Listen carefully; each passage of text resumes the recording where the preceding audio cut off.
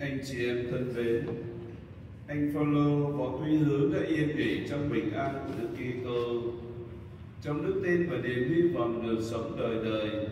chúng ta hãy phó dâng anh cho lòng thương xót đầy ân ái của Chúa là Cha chúng ta,